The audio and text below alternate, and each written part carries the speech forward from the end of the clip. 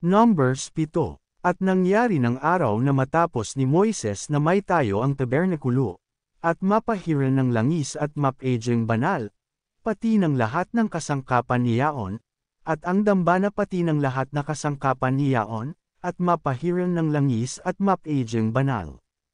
Na naghandog ang mga prinsipe sa Israel, ang mga pangulo sa mga sangbahayan ng kanilang mga magulang.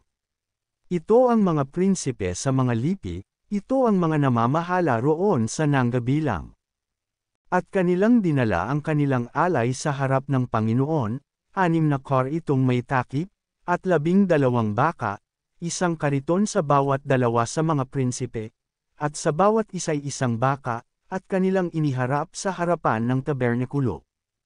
At sinalita ng Panginoon kay Moises na sinasabi, tanggapin mo sa kanila, upang sila'y gumawa ng paglilingkod sa tabernakulo ng kapisanan, at ibibigay mo sa mga Levita, sa bawat lalaki ang ayon sa kani-kanyang paglilingkod.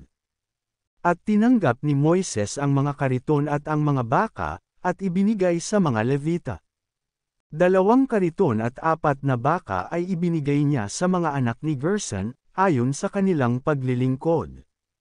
At 4 na kariton at 8 baka ay kanyang ibinigay sa mga anak ni Merari, ayon sa kanilang paglilingkod, sa ilalim ng pamamahala ni Ithamar na anak ni Aaron na saserdote. Ngunit sa mga anak ni Koth ay walang ibinigay siya, sapagkat ang paglilingkod sa santuaryo ay nauukol sa kanila, kanilang pinapasan sa kanilang mga balikat. At ang mga prinsipe ay naghandog sa pagtatalaga sa dambana noong araw na pauwiran ng langis. Sa makatuwid bagay ang mga prinsipe ay naghandog ng kanilang alay sa harap ng dambana. At sinabi ng Panginoon kay Moises, sila'y maghahandog ng kanilang alay, na bawat prinsipe sa kanyang kaarawan, sa pagtatalaga sa dambana.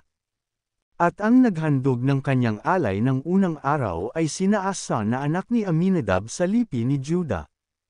At ang kanyang alay ay isang pinggang pilak, na ang bigat niyaon ay 130 siklo, isang mangkok na pilak na ang bigat ay 70 siklo ayon sa siklo ng santuaryo, kapwa puno ng mainam na harina na hinaluan ng langis, na pinakahandog na harina. Isang kotsarang ginto na ang bigat ay 10 siklo, na puno ng kamangyan. Isang gayang toro, isang tupang lalaki, isang korderong lalaki ng unang taon, na handog na susunugan. Isang lalaki sa mga kambing na handog dahil sa kasalanan. At sa hain na mga handog tungkol sa kapayapaan, ay 2 baka, 5 tupang lalaki, 5 kambing na lalaki, at 5 korderong lalaki ng unang taon, ito ang alay ni Naason na anak ni Aminadab. Nang ikalawang araw, si Nathanel na anak ni Suar, na prinsipe ni Issachar ay naghandog. Kanyang inihandog na pinakaalay niya, ay isang pinggang pilak na ang bigat ay 130 siklo, isang mangkok na pilak na ang bigat ay 70 siklo, ayon sa siklo ng santuaryo, kapwa puno ng mainam na harina na hinaluan ng langis, na pinakahandog na harina. Isang kotsarang ginto na ang bigat ay 10 siklo na puno ng kamangyan. Isang gayang toro, isang tupang lalaki, isang korderong lalaki ng unang taon, na handog na susunugan. Isang lalaking kambing na handog dahil sa kasalanan.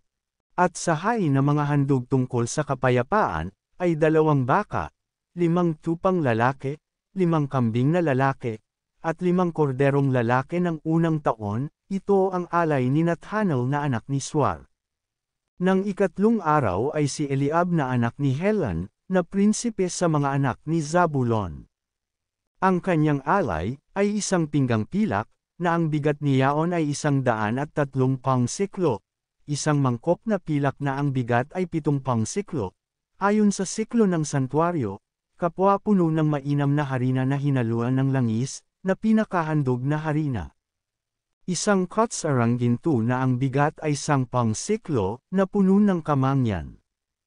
Isang gayang toro, isang tupang lalaki, isang korderong lalaki ng unang taon, na handog na susunugan. Isang lalaki sa mga kambing, na handog dahil sa kasalanan. At sa hain na mga handog tungkol sa kapayapaan, ay 2 baka, 5 tupang lalaki, 5 kambing na lalaki, at 5 korderong lalaki ng unang taon. Ito ang alay ni Eliab na anak ni Helon. Nang ika-4 na araw ay si Elisur na anak ni Sejer, na prinsipe sa mga anak ni Ruben. Ang kanyang alay ay 1 pinggang pilak, na ang bigat niyaon ay 130 siklok, 1 mangkok na pilak na ang bigat ay 7 siklok, ayon sa siklo ng santuaryo, kapwa puno ng mainam na harina na hinaluan ng langis, na pinakahandog na harina. 1 kotsarang ginto na ang bigat ay 10 siklo, na puno ng kamangyan. 1 gayang toro, 1 tupang lalaki, 1 korderong lalaki ng unang taon, na handog na susunugan. 1 lalaking kambing na handog dahil sa kasalanan. At sa hain na mga handog tungkol sa kapayapaan, ay 2 baka, 5 tupang lalaki, 5 kambing na lalaki, at 5 korderong lalaki ng unang taon. Ito ang alay ni Elisur na anak ni Sejer. Nang ika-5 araw ay si Selumil na anak ni Zurisadai, na prinsipe sa mga anak ni Simeon. Ang kanyang alay ay 1 pinggang pilak, na ang bigat niyaon ay 130 siklok, 1 mangkok na pilak na ang bigat ay 7 siklok, ayon sa siklo ng santuaryo, kapwa puno ng mainam na harina na hinaluan ng langis, na pinakahandog na harina. 1 kotsarang ginto na ang bigat ay 10 siklo na puno ng kamangyan. 1 gayang toro, 1 tupang lalaki, 1 korderong lalaki ng unang taon, na handog na susunugan. 1 kambing na lalaki, na handog dahil sa kasalanan. At sa hain na mga handog tungkol sa kapayapaan, ay 2 baka, 5 tupang lalaki, 5 kambing na lalaki at 5 korderong lalaki ng unang taon. Ito ang alay ni Selumil na anak ni Zurisadai. Nang ika-6 na araw ay si Eliasap na anak ni Dahuel, na prinsipe sa mga anak ni Gad. Ang kanyang alay ay 1 pinggang pilak, na ang bigat niyaon ay 130 siklok, 1 mangkok na pilak na ang bigat ay 7 siklok, ayon sa siklo ng santuaryo, kapwa puno ng mainam na harina na hinaluan ng langis, na pinakahandog na harina. 1 kotsarang ginto na ang bigat ay 10 siklo, na puno ng kamangyan. 1 gayang toro, 1 tupang lalaki, 1 korderong lalaki ng unang taon, na handog na susunugan. 1 lalaki sa mga kambing na handog dahil sa kasalanan.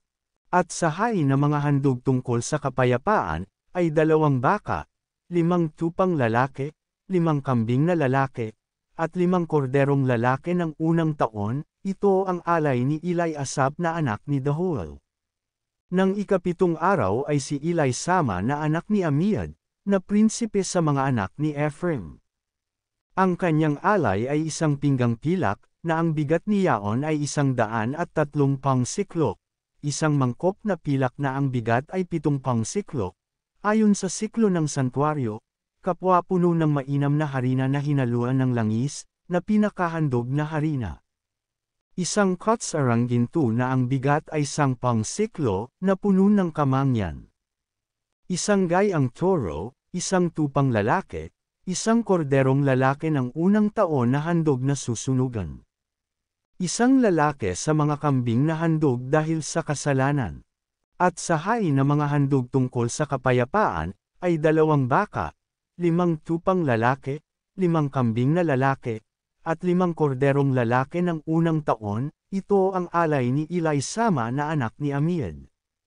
Nang ika-8 araw ay si Gamaliel na anak ni Pidshur, na prinsipe sa mga anak ni Manases. Ang kanyang alay ay 1 pinggang pilak, na ang bigat niyaon ay 130 siklok, 1 mangkok na pilak na ang bigat ay 7 siklok, ayon sa siklo ng santuaryo, kapwa puno ng mainam na harina na hinaluan ng langis, na pinakahandog na harina. 1 kotsarang ginto na ang bigat ay 10 siklo, na puno ng kamangyan. 1 gayang toro, 1 tupang lalaki, 1 korderong lalaki ng unang taon, na handog na susunugan. Isang lalaki sa mga kambing na handog dahil sa kasalanan. At sa hain na mga handog tungkol sa kapayapaan, ay 2 baka, 5 tupang lalaki, 5 kambing na lalaki, at 5 korderong lalaki ng unang taon. Ito ang alay ni Gamaliel na anak ni Pedshur. Nang 9 na araw ay si Abidan, na anak ni Gideon, na prinsipe sa mga anak ni Benjamin. Ang kanyang alay ay 1 pinggang pilak, na ang bigat niya ay 130 siklo, 1 mangkok na pilak na ang bigat ay 70 siklo, ayon sa siklo ng santuaryo, kapwa puno ng mainam na harina na hinaluan ng langis, na pinakahandog na harina. 1 kotsarang ginto na ang bigat ay 10 siklo, na puno ng kamangyan. 1 gayang toro, 1 tupang lalaki, 1 korderong lalaki ng unang taon, na handog na susunugan. 1 lalaki sa mga kambing na handog dahil sa kasalanan. At sa hain na mga handog tungkol sa kapayapaan, ay 2 baka, 5 tupang lalaki, 5 kambing na lalaki, at 5 korderong lalaki ng unang taon. Ito ang alay ni Abidan na anak ni Gideon. Nang 10 araw ay si Ahiezer na anak ni Amisadai, na prinsipe sa mga anak ni Dan. Ang kanyang alay ay 1 pinggang pilak, na ang bigat niya ay 130 siklo, 1 mangkok na pilak na ang bigat ay 70 siklo, ayon sa siklo ng santuaryo, kapwa puno ng mainam na harina na hinaluan ng langis, na pinakahandog na harina. 1 kotsarang ginto na ang bigat ay 10 siklo, na puno ng kamangyan. 1 gayang toro, 1 tupang lalaki, 1 korderong lalaki ng unang taon, na handog na susunugan. 1 lalaki sa mga kambing na handog dahil sa kasalanan. At sa hain na mga handog tungkol sa kapayapaan, ay 2 baka, 5 tupang lalaki, 5 kambing na lalaki, at 5 korderong lalaki ng unang taon. Ito ang alay ni Ahiezer na anak ni Amisadai. Nang 11 araw ay si Pagiel na anak ni Ocran, na prinsipe sa mga anak ni Azer. Ang kanyang alay ay 1 pinggang pilak, na ang bigat niya ay 130 siklo, 1 mangkok na pilak na ang bigat ay 70 siklo, ayon sa siklo ng santuaryo, kapwa puno ng mainam na harina na hinaluan ng langis, na pinakahandog na harina. 1 kotsarang ginto na ang bigat ay 10 siklo, na puno ng kamangyan. 1 gayang toro, 1 tupang lalaki, 1 korderong lalaki ng unang taon, na handog na susunugan. 1 lalaki sa mga kambing, na handog dahil sa kasalanan. At sa hain na mga handog tungkol sa kapayapaan, ay 2 baka, 5 tupang lalaki, at 5 kambing na lalaki, at 5 korderong lalaki, ng unang taon. Ito ang alay ni Pagiel na anak ni Ocran. Nang 12 araw ay si Ahira na anak ni Enan, na prinsipe sa mga anak ni Neftali. Ang kanyang alay ay 1 pinggang pilak, na ang bigat niya ay 130 siklo, 1 mangkok na pilak na ang bigat ay 70 siklo, ayon sa siklo ng santuaryo, kapwa puno ng mainam na harina na hinaluan ng langis, na pinakahandog na harina. 1 kotsarang ginto na ang bigat ay 10 siklo, na puno ng kamangyan. 1 gayang toro, 1 tupang lalaki, 1 korderong lalaki ng unang taon, na handog na susunugan. 1 lalaki sa mga kambing, na handog dahil sa kasalanan. At sa hain na mga handog tungkol sa kapayapaan, ay 2 baka, 5 tupang lalaki, 5 kambing na lalaki, at 5 korderong lalaki ng unang taon. Ito ang alay ni Ahira na anak ni Enan. Ito ang pagtatalaga ng dambana ng araw na pauwiran ng langis ng mga prinsipe sa Israel.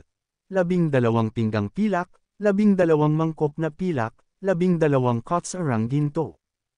Na bawat pinggang pilak ay 130 siklo ang bigat, at bawat mangkok ay 70.